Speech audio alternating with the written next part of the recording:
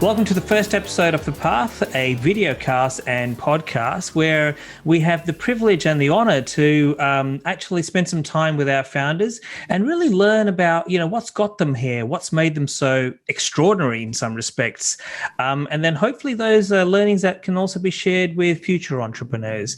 And today we're very fortunate to have Nick from Airspace. So Nick, if I may, just please introduce yourself and tell us about Airspace. Thanks for having me on the podcast, first and foremost. Yeah, my name is Nick Bulcao, and I am the CEO and co-founder here at Airspace. Airspace is a tech-enabled logistics company that specializes in same-day time-critical shipments. So think of things that need to get there faster than UPS and FedEx, things like human organs, airplane parts, and recently COVID tests. That's what we do here at Airspace. It's amazing. So I think you did 83,000 organs around the country. Is that right? About a number like that. So what makes you so special? What's the special sauce about Airspace? To me, it all comes back to the team. And I think obviously we are a tech company, so there's the tech component of it, but we have the people behind that tech that really make Airspace what it is. And so, wow. Yeah, I think without the team, we're nothing, and we have an awesome team behind us.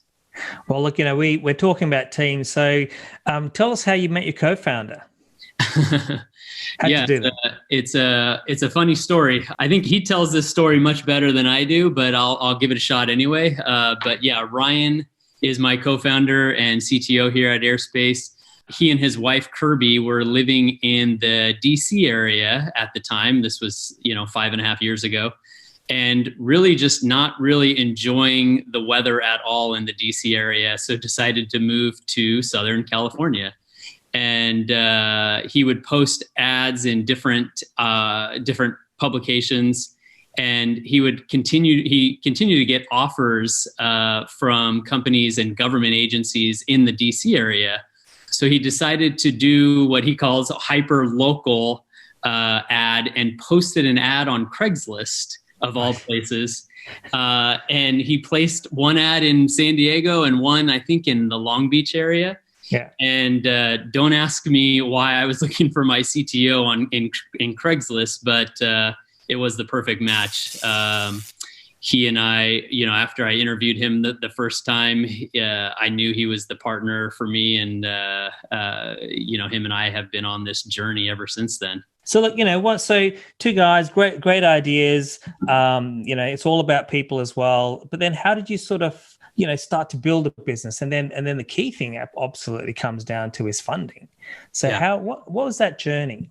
Yeah, I think, kind of going back to my background and fast forwarding what led to Airspace, I've been kind of an entrepreneur my entire life from being a kid with doing lemonade stands all the way up. But fast forwarding what led to kind of Airspace and why I started it is I purchased a company out in Phoenix.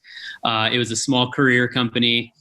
It was in this time-critical space, and that was back in 2014, and quickly realized there was no technology, no transparency in a space that desperately needed and wanted it, and that's what motivated me to start Airspace.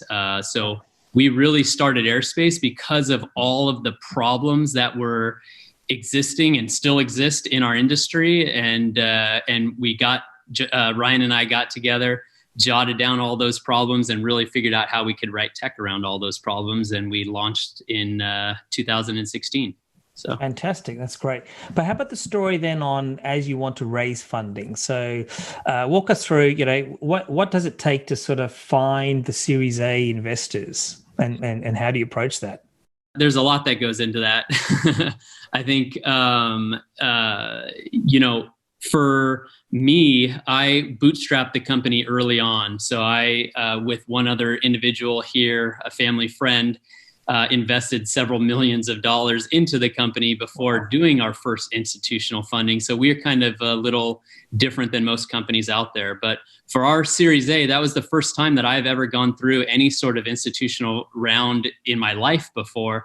And so I thought that we had to cast this huge wide net. So I traveled all over the place. We went up from San Diego to LA to San Francisco, out to Boston, over to New York, you name it. Anybody that was willing to talk to us, we talked to them.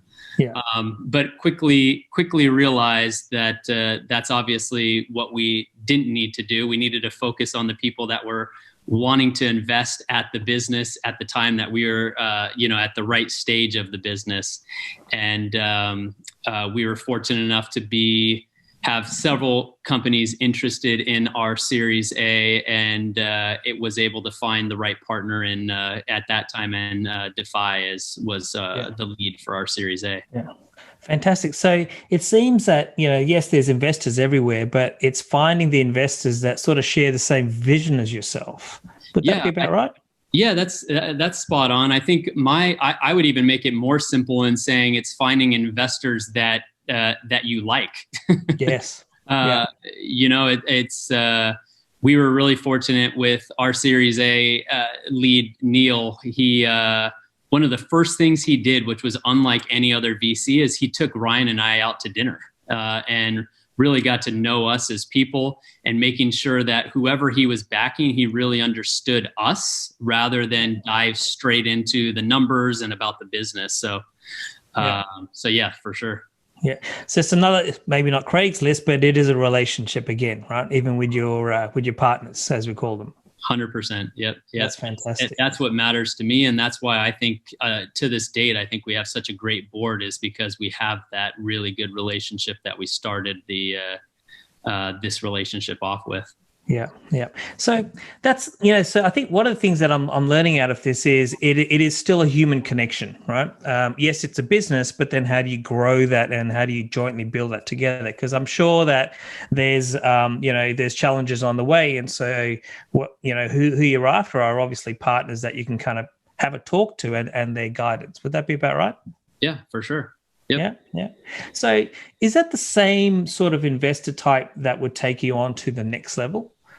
Yeah, the next Series B. Well, just to expand on the last part, I think it is important to find investors that are kind of, in my opinion, that are there when you need them, but not when you don't. Got it. And so they're not completely in your business, but when you need help, they're always there to be able to chat with them. But yeah, to answer your question on future rounds, I think for me, it's obviously a case-by-case basis, but for me, I kind of divide it into three buckets. One, you have the early round funding that typically is like a seed or Series A, which kind of Defy fits into that bucket. Mm-hmm. And in the middle of your business, you kind of have, you have product market fit. And so you go after more of the Series B or the growth stage types. And then the latter is really focused on scaling the business and future growth. And that's typically C and beyond. So right. There's definitely different audiences that you want to attract at different stages of the life cycle of the business, for sure. Okay. So different audiences then also mean a different pitch. Correct. So do you mind talking us through what a Series A sort of pitch could look like versus a B, then to the C? So what are investors looking for? Yeah, I think on the early stage, seed or Series A, it's you can come up with an idea on a napkin and bring it to them, and they're going to invest more on the idea and the person behind that idea than anything else. Whereas as you start getting into the later stages, they're going to start looking more on the numbers and making sure that you have product market fit and that everything is actually working in terms of what you said back at the Series A. Right. Okay. So I know you've shared this story previously, but I was wondering, it's not always a bed of roses for entrepreneurs, right? So do you mind sharing the sort of great story you have about how you got your Series A funding and what that journey was like? Yeah, I don't think many people know this story outside of me and my co-founder, but yeah, it's now people will know it. But I was literally on the day, I remember it was a Friday, the day that we had the funding was also our payroll day. And had we not received the funds for the Series A, we literally were not going to be able to cover payroll that day. And Wow. so I know, I know it sounds like I'm making this story up, but it's real honesty in terms of me and Ryan not being able to sleep for several weeks up until we actually saw that Series A money in the bank. Well, look, Nick, I think thanks for sharing that as well, because I think it's important for entrepreneurs to know, it is not a smooth journey. So this is what it could be. But, if you pitch it right and you get the investors that you resonate with, then it all kind of starts to work out in the end. So thank you for letting us invest in your Series B as well. I think we did that late last year, about a year ago. And then now congratulations also on your Series C. So I think we're going really, really well. On the Series C, it's all about expansion. Is that right? Correct. Can you just sort of talk through about where you're expanding? Is it regions? Is it people, technology? All of the above. So yeah, we're going to be using the funds for several things. One being international expansion. So we just in Q3 of last year opened an office in Amsterdam. So we'll be expanding into Europe and already have a team that's building, or we're building a team over there.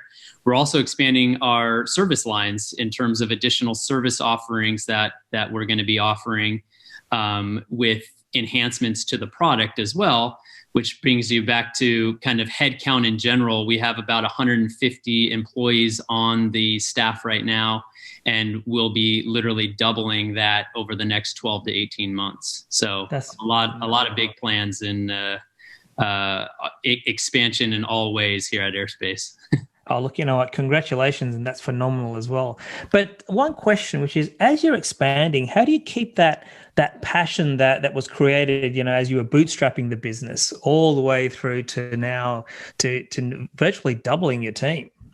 Yeah, I think it's really easy when you have 5 to 10 people to all get in a room and make sure you're building the culture exactly the way that you want it. And then as you start to get to 50, 100, 150, it gets harder and harder. I think the key that I have is that I still own, as the CEO and the founder, I still own the culture of the company, right? But I heavily rely on not only my leaders, but also mid-level managers on down to make sure that what we want as the culture at the top of the pyramid is dispersed down all the way to the frontline folks. And sure. I think we've done a good job at that. I think we can always improve on that, but making sure you have the right leadership team that fits into the culture that you want, and mid-level management is absolutely key. Wow, that's fantastic. So it's basically a large growth story, because I think you've been shipping things across 23 countries. Is that right? That's correct. Yep. So it's basically a global business. We have 3 offices now, Carlsbad, Dallas, and Amsterdam, like I said, but that doesn't stop us from being able to deliver all over the world. So, yeah. And I'm going to throw one more stat in. I think I was having a read.